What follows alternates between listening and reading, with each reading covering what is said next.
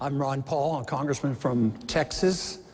I am pleased to be here to debate because this is a very important debate, but I am convinced that needless and unnecessary wars are a great detriment.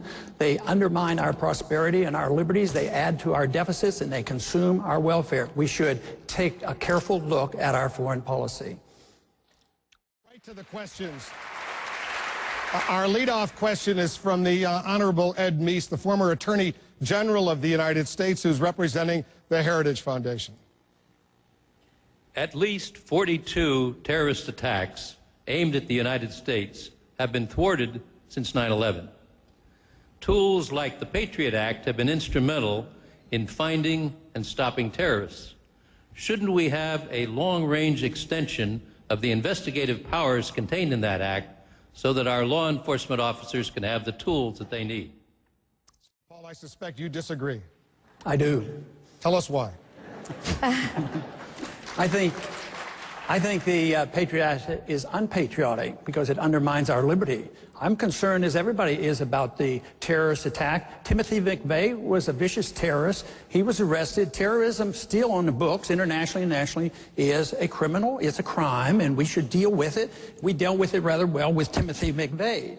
But why I really fear it is we have drifted into a condition that we were warned against, because our early founders were very clear. They said, don't be willing to sacrifice liberty for security. Today, it seems too easy that our government and our Congresses are so willing to give up our liberties for our security.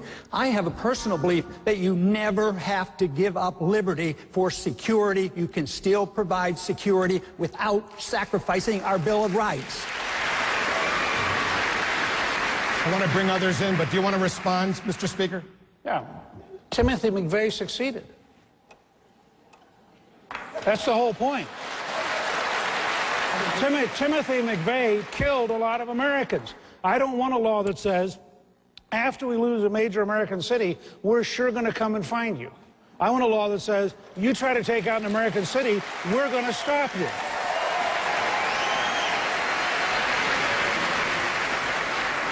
This is like saying that we need a policeman in every house, a camera in every house, because we want to prevent child beating and wife beating. You can prevent crimes by becoming a police state. So if you advocate the police state, yes, you can have safety and security, and you might prevent a crime, but the crime then will be against the American people and against our freedoms, and we will throw out so much of what our revolution was fought for. So don't do it so carelessly. Congresswoman Bachmann, let me bring you into this conversation. Just to be precise, is it ethnic profiling, religious profiling? Who would be profiled? Well, the folks who are most likely to be committing these crimes. If you look at, I mean, obviously it was people. Obviously, Muslims would be someone you'd look at. Absolutely, those are the folks who are the radical Muslims, are the people that are committing these crimes, as we've by and large, as well as younger males. I mean, these are things that not exclusively, but these are things that you profile to find your best, the most likely candidate. Congressman Paul, that's digging a hole for ourselves. What if they look like Timothy McVeigh?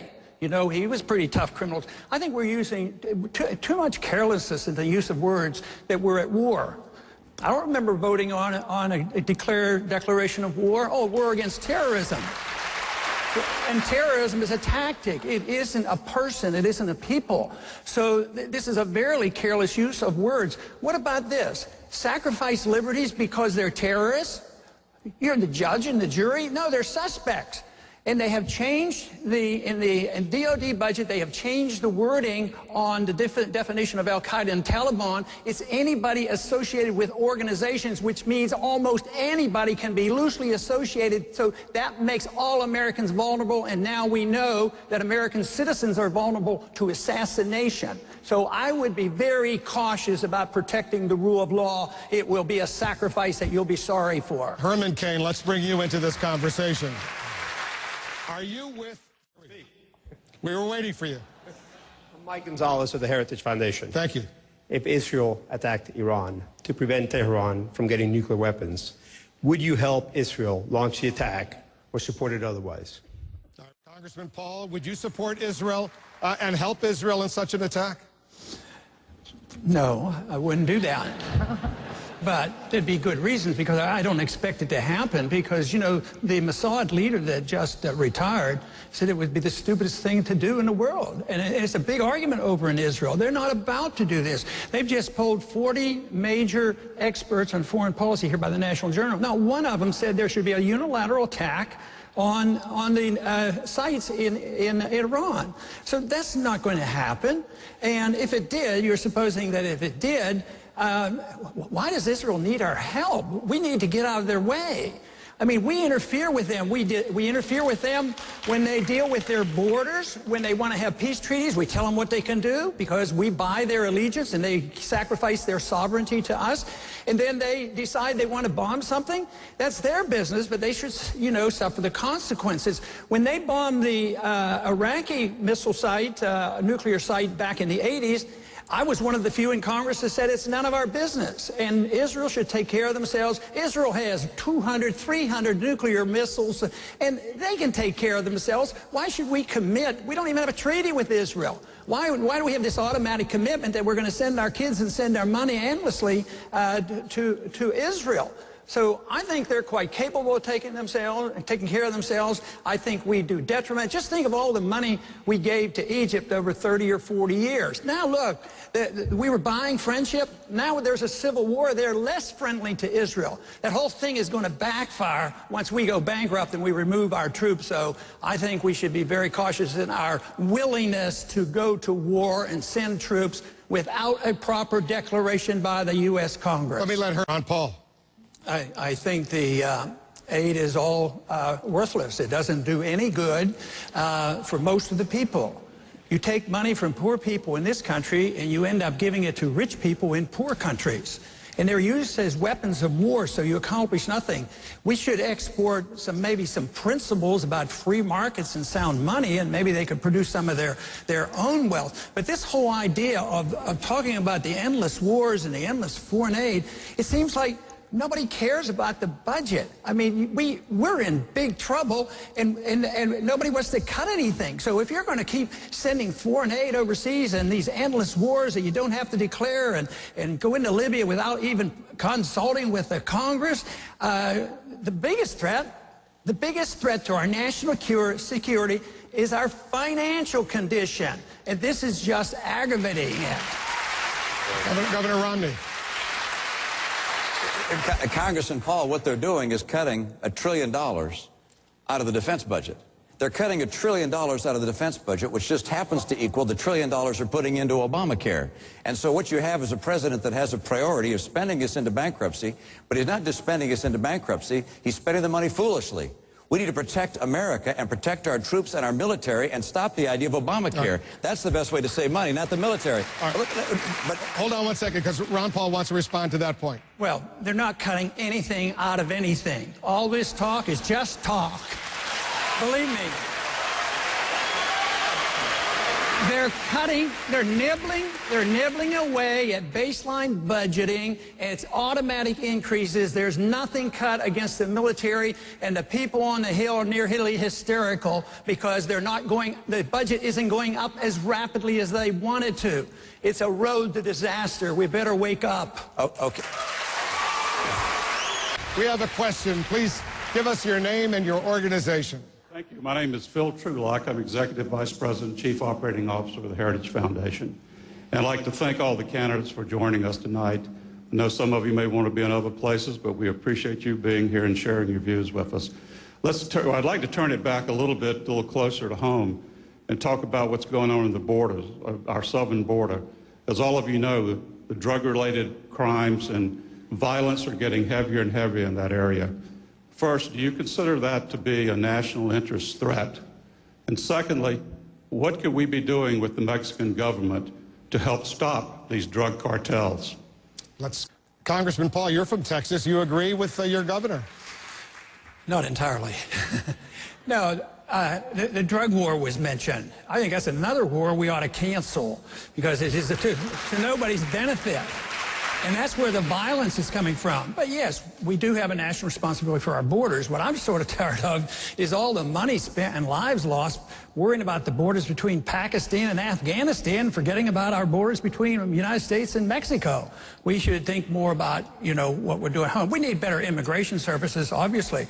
But, you know, if you subsidize something or give people incentives, you get more of it. So if you give easy road to citizenship, you're going to have more illegals. If you have a weak economy, which is understandable, and we should have prevented, that's understandable. But mandating to the states and to Texas that we have to provide free medical care and free education, that's a great burden. It was a great burden to California and all the border states. So I would say eliminate all these benefits and talk about eliminating the welfare state, because it's detrimental not only to here but the people that come, because that's the incentive to bring their families with them. But I just wanted you to clarify, when you say cancel the war on drugs, does that mean legalize all these drugs? I think the federal war on drugs is a total failure.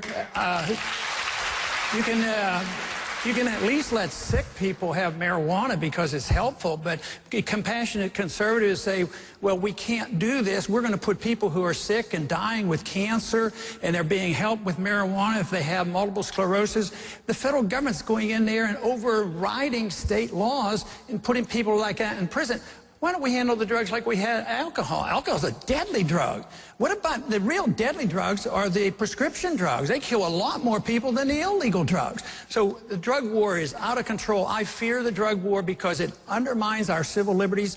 It magnifies our problems on the borders. We spend, like, over the last 40 years, $1 trillion on this war. And believe me, the kids can still get the drugs. It just hasn't worked. Herman Cain, let me let you weigh in. Yes. I'm Catherine Zimmerman from the American Enterprise Institute's Critical Threats Project.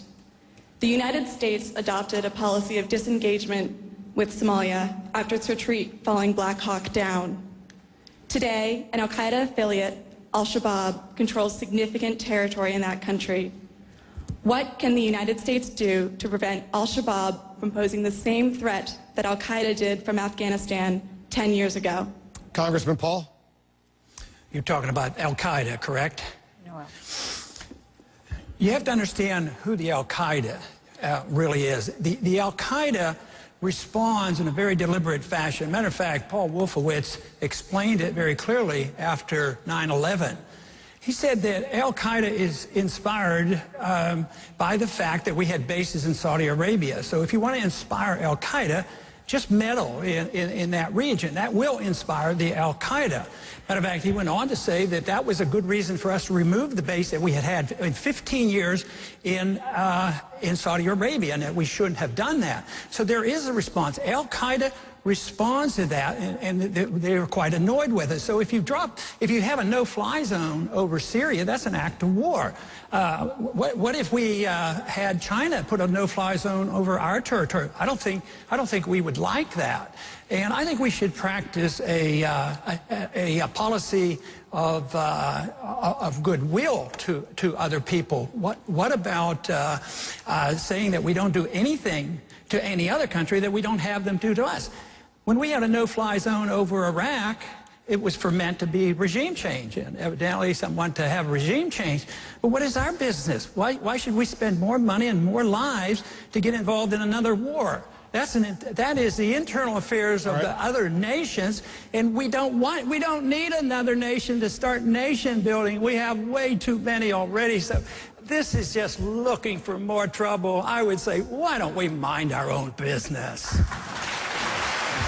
Governor Romney, where do you stand? I want to do this quickly if we can, because we don't have a lot of time. Congressman. I worry most about overreaction on our part, getting involved in another war when we don't need to, when we haven't been attacked, and our national security has not been at threat. And I worry a lot about people never come around to understanding who the Taliban is and why they are motivated. Taliban doesn't mean they want to come here and kill us. The Taliban means they want to kill us over there because all they want to do is get people who occupy their country out of their country, just like we would if anybody tried to occupy us. Governor Perry.